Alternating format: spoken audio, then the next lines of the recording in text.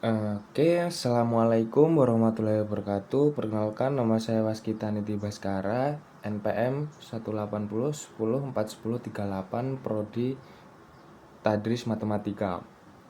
Pada kesempatan kali ini saya akan menerangkan tentang graf dan pohon, yaitu untuk mengampu mata kuliah teori graf.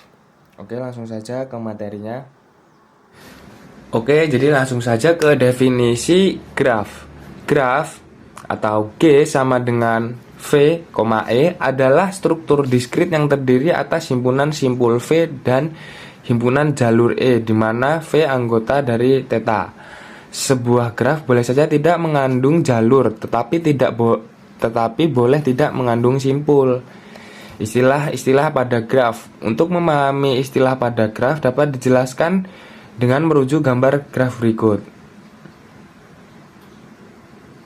Bisa dilihat gambarnya. A. Simpul bertetangga.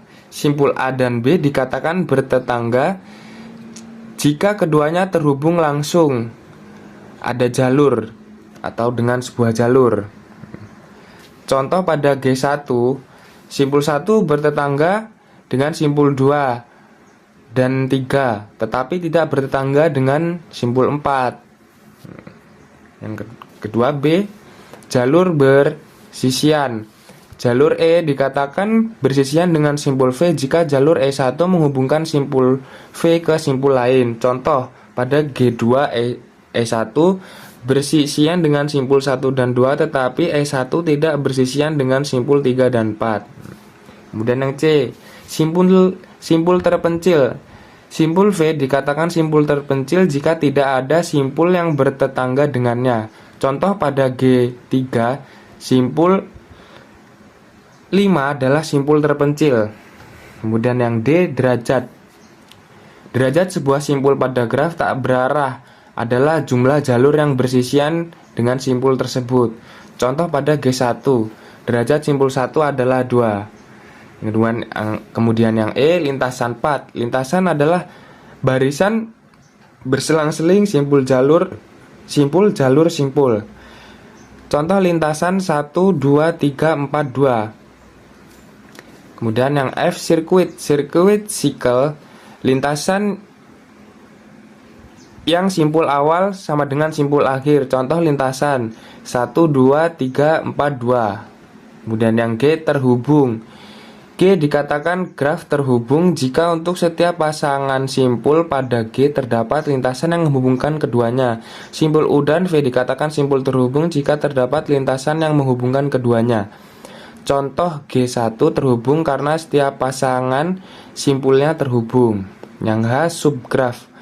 G1 sama dengan V1, E1 dikatakan subgraf dari graf G sama dengan E, V jika V1 anggota V dan E1 anggota E. Komplement dari subgraf G2 sama dengan V2, E2 dikatakan komplement dari subgraf G1 sama dengan V1, E1 jika E2 sama dengan E sampai E1 dikurang E1 dan E himpunan simpul yang jalur-jalur pada E2 bersisian dengannya. Seperti pada contoh 1, graf G sama dengan V, E. Contoh 2, graf G1 sama dengan V1, E1 adalah subgraf dari G. Contoh 3, G2 sama dengan V2, E2 adalah komplement dari subgraf G1. Kemudian ada subgraf merentang. Subgraf G1 sama dengan V1, E1 dari graf G sama dengan V, E dikatakan subgraf merentang dari G sama dengan V, E jika V1 sama dengan V. Contoh 1, graf G. Contoh 2, subgraf merentang dari G. Contoh 3, subgraf dari G, subgraf biasa. Kemudian ada I, jembatan cutset. Graf G terhubung cutset adalah himpunan jalur yang apabila dihilangkan dari V maka graf terhubung G sama dengan V anggota E menjadi graf tak terhubung yang terdiri dari dua komponen yang masing-masing komponennya terhubung. Contoh, cut set 1,2, 1,5, 3,5, dan 3,4 adalah himpunan simpul yang dibuang dari graf G sedemikian sehingga G menjadi tak terhubung yang terdiri dari dua komponen yang masing-masing terhubung. J. Graf berbobot. G dikatakan graf berbobot jika setiap jalurnya mempunyai bobot. Contoh, seperti pada gambar ya. Kemudian ada jenis graf.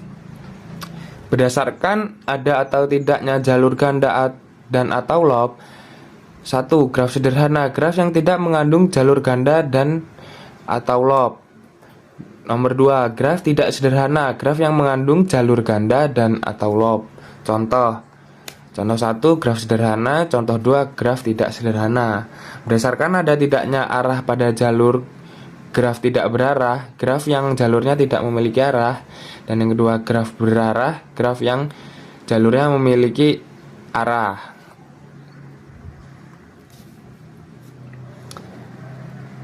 Kemudian ada graf sederhana atau graf sederhana khusus. Graf lengkap seperti pada gambar, ada graf lingkaran, graf teratur, graf bipartite graf. Kemudian ada graf Euler dan graf Hamilton. Graf lintasan dan sirkuit Euler. Lintasan Euler adalah lintasan melalui setiap jalur pada graf tepat satu kali. Graf yang mengandung lintasan Euler disebut graf semi Euler. Sirkuit Euler adalah sirkuit yang melalui setiap jalur pada graf tepat satu kali. Graf yang mengandung sirkuit Euler disebut graf Euler. Dan lintasan dan sirkuit Hamilton.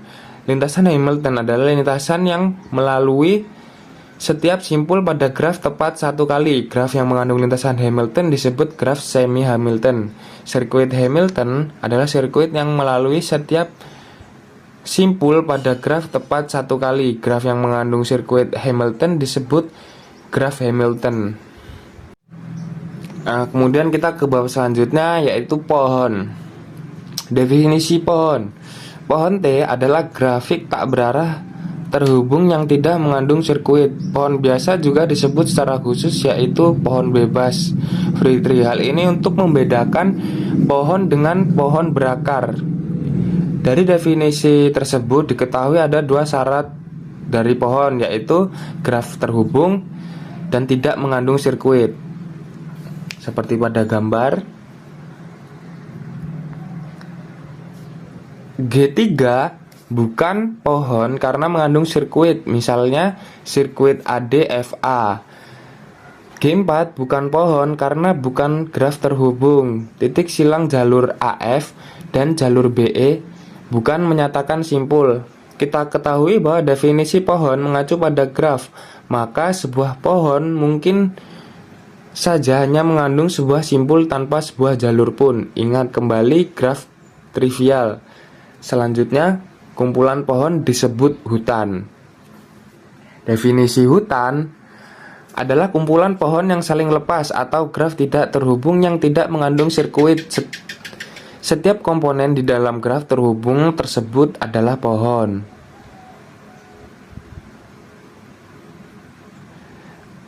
Kemudian ada sifat-sifat pohon. Teorema, misalkan G sama dengan V, E adalah graf tak berarah sederhana dan jumlah simpulnya N, maka semua pernyataan di bawah ini adalah ekuivalen. 1. G adalah pohon. 2. Setiap pasang simpul di dalam G terhubung dengan lintasan tunggal. G terhubung dan memiliki M sama dengan N-1 buah sisi. G tidak mengandung sirkuit dan memiliki M sama dengan N-1 buah sisi. G tidak mengandung sirkuit dan penambahan satu sisi pada graf akan membuatnya satu sirkuit. G terhubung dan semua sisinya adalah jembatan. Contoh, A. Pohon karena graf tersebut memiliki dan tidak memiliki sirkuit. B. Pohon karena graf tersebut terhubung dan tidak memiliki sirkuit. C. Bukan pohon dan bukan hutan karena mengandung sirkuit V3, V4, V5. D. Hutan karena merupakan kumpulan pohon. Kemudian ada pohon berakar. Pohon berakar adalah sebuah pohon di mana ada satu simpulnya yang dikhususkan dari simpulnya, dan simpul tersebut disebut dengan akar atau root, dan jalur-jalurnya digambarkan menjauh dari akar. Derajat masuk simpul akar adalah 0. Derajat masuk simpul-simpul lainnya adalah 1. Daun sama dengan simpul terminal, adalah simpul yang mempunyai derajat keluar 0. Cabang adalah simpul dalam, adalah simpul yang mempunyai derajat keluar bukan 0.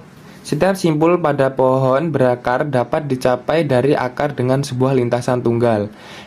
Lintasan dalam pohon berakar selalu berasal dari akar, dari ke atas ke bawah. Simpul V1 adalah akar. Simpul V4, 5, 6, 7 derajatnya sama dengan 1. Jadi titik-titik tersebut merupakan daun.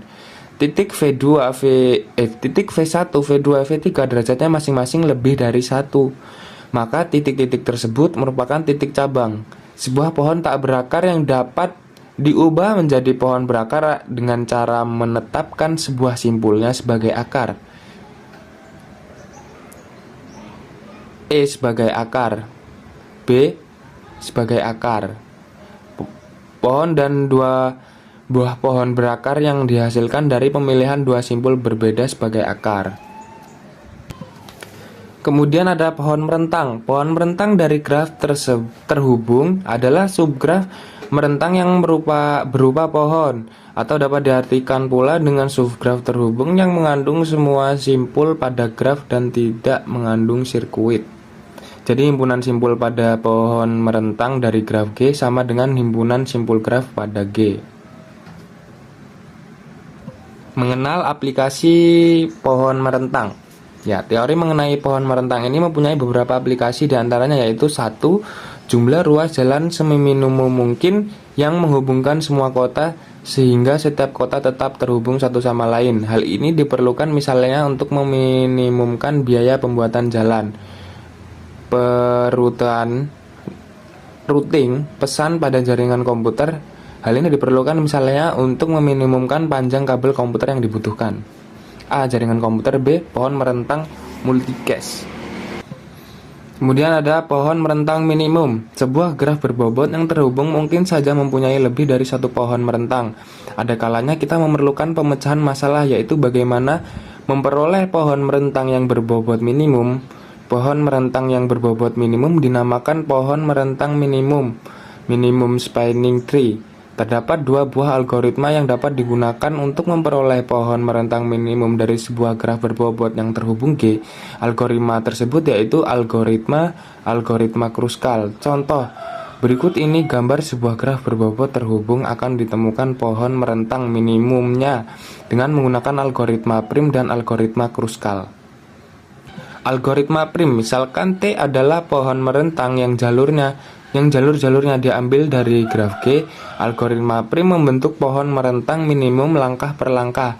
Pada setiap langkah kita mengambil jalur E dari graf G yang mempunyai bobot minimum dan bersisian dengan simpul-simpul di dalam T, tetapi E tidak membentuk sirkuit di dalam T. Algoritma prim. Langkah 1. Pilih jalur yang berbobot minimum, masukkan ke dalam T. Langkah 2. Pilih jalur U, V yang mempunyai bobot minimum dan bersisian dengan simpul di T. Tetapi U, V tidak membentuk sirkuit di T. Masukkan U, V ke dalam T. Langkah 3. Ulangi langkah 2 sebanyak N 2 kali, atau dengan kata lain sampai T telah memuat semua simpul pada graf. Jumlah langkah selanjutnya Jumlah langkah seluruhnya di dalam algoritma prim adalah 1 plus n-2 sama dengan n-1 dengan n banyak simpul.